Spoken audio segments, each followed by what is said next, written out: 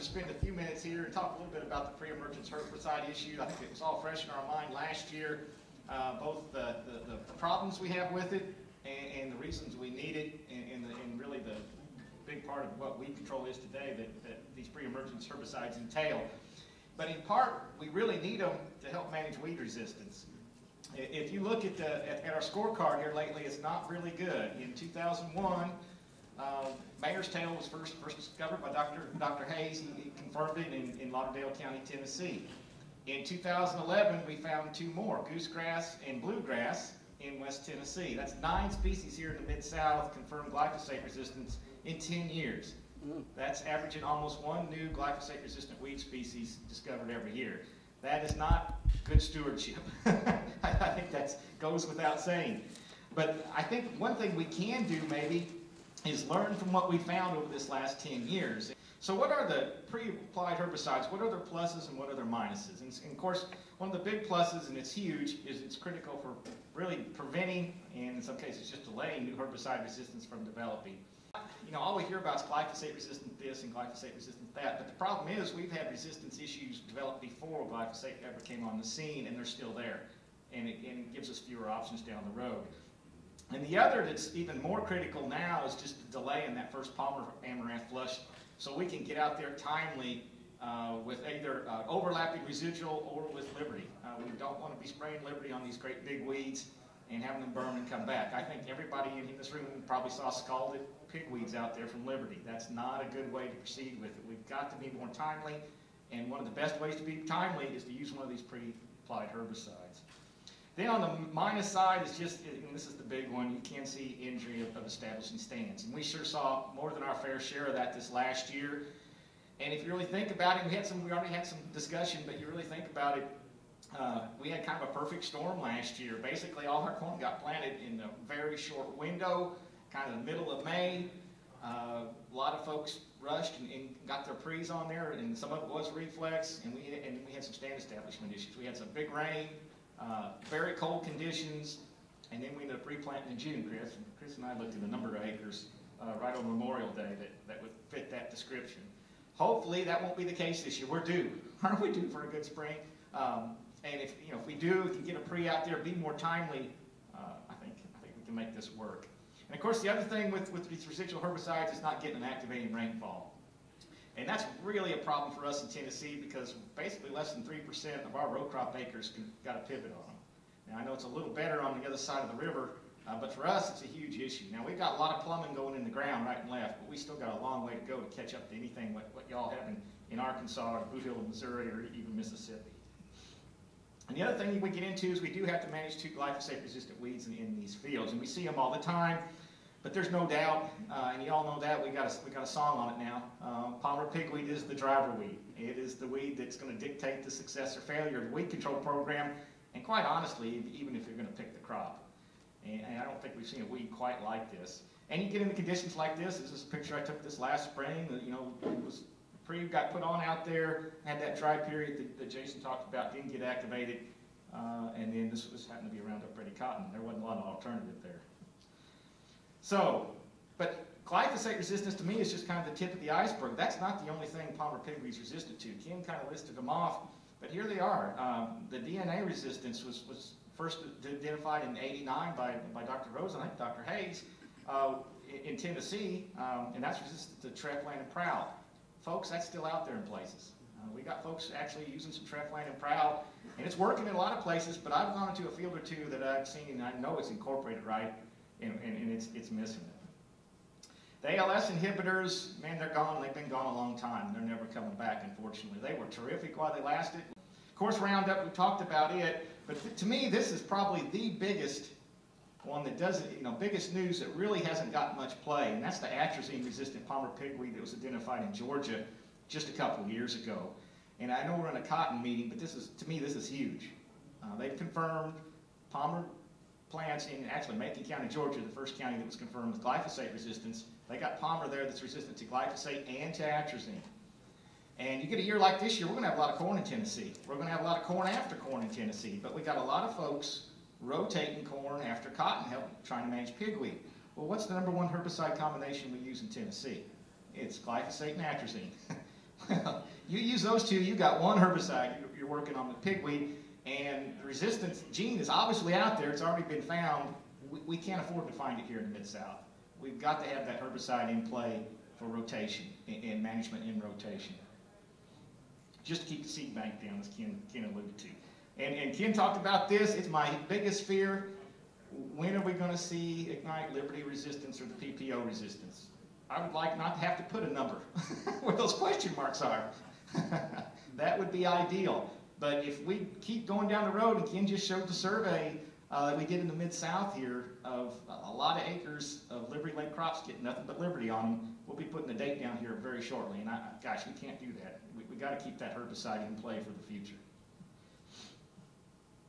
Here's the thing. This is actually one of Dr. Main's fields, and you know, we're still trying to make the two herbicides work. We're still, maybe Steckel will work for us, and he put Roundup and Steckel on this spot.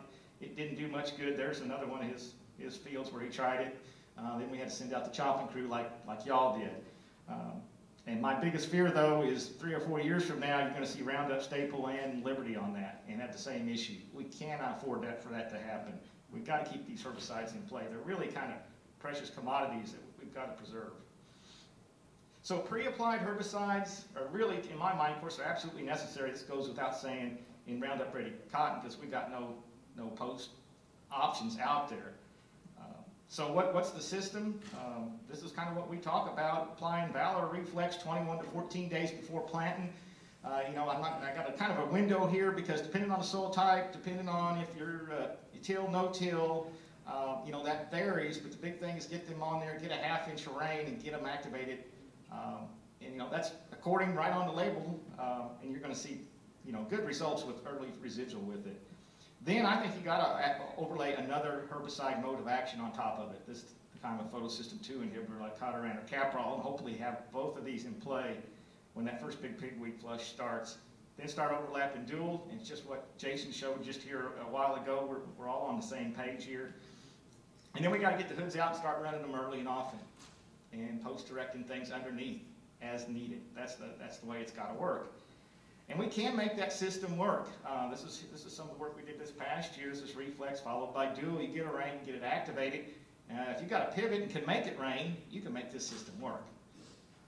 We're more, you know, trying to hopefully get a rain, maybe not so much.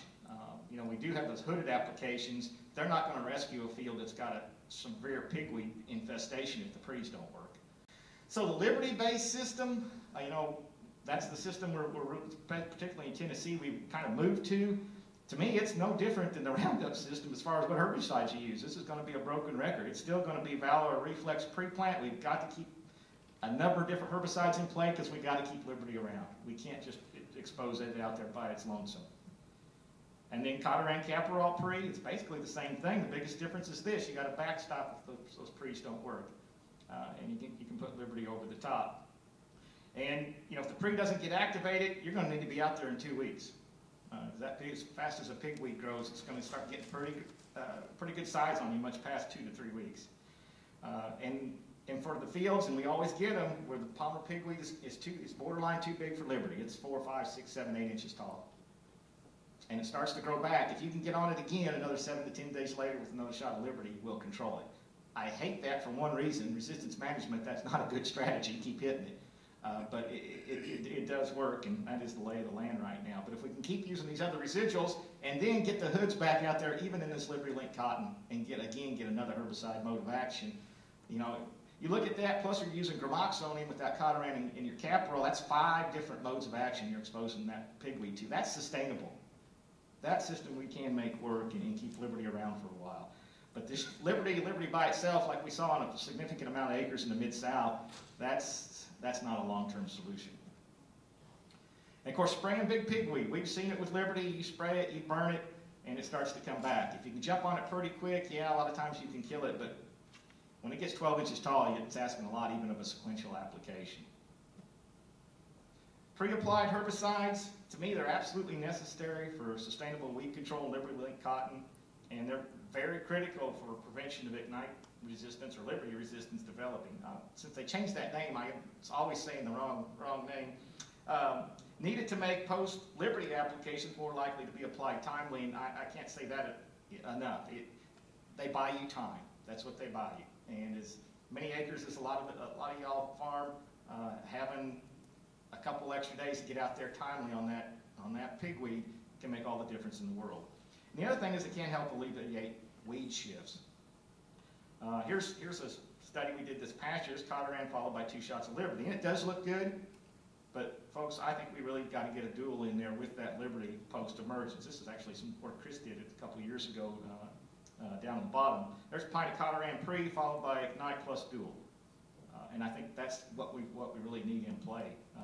There you got 3 different herbicide modes of action, all effective on pigweed.